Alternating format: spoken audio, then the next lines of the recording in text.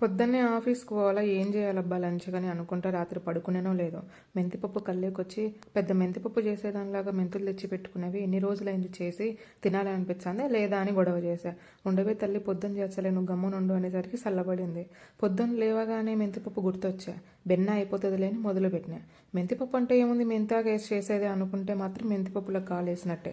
ఒకసారి పూర్తిగా వీడియో చూసి ట్రై చేయండి. కందిబ్యాళ్ళు చింతపండు కడిగి పక్కన పెట్టుకోవాలా. ఒక ఎర్రగడ్డ ఒక చిన్న టమాటా కోసుకొని పెట్టుకోవాలా. తెల్లవాయలు 2 ఎక్కువ పడితేనే బాగుంటుంది. ఇంకా మిరపకాయలు మీకు కారం తగ్గట్టు చూసుకొని వేసుకోండి.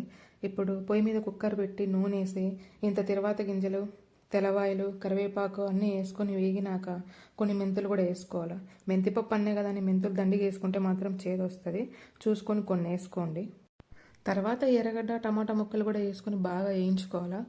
మిరపకాయలు, చింతపండు, బ్యాళ్ళు, పసుపు అన్నీ వేసి ఇంకొంచెం సేపు వేయించుకోవాలా. తర్వాత కొద్దిసేపు ఆగి నీళ్ళు వేసుకొని మూత పెట్టుకోవాలి. ఒక 3-4 విజిల్లు వస్తే ఉడికిపోతుంది. తర్వాత దింపుకొని ఉప్పు వేసుకొని ఎనుపుకోవాలా. ఏమైనా ఎక్స్ట్రా నీళ్ళు ఉంటే ఉంచుకొని ఎనుపుకోండి, లేకపోతే అలానే ఉప్పు వేసుకొని ఎనుపుకోండి. నాకు తెలిసి మా సైడ్ మాత్రమే మెంతిపప్పు ఇలా చేస్తారు. ఎందుకంటే మా ఫ్రెండ్స్ని అడిగినప్పుడు మెంతిపప్పు అంటే ఎంత కేసు చేస్తారు అంతే కదా అని అడిగారు. కానీ ఇది వేరు. ఒకసారి మీరు ట్రై చేసి చూడండి, చాలా బాగుంటుంది. చాలా సింపుల్గా కూడా అయిపోతుంది, డిఫరెంట్ టేస్ట్గా ఉంటుంది. కాలే అన్నంలో నెయ్యి వేసుకొని పప్పు వేసుకొని తింటే చాలా బాగుంటుంది. ఒకసారి మీరు ఖచ్చితంగా ట్రై చేయండి.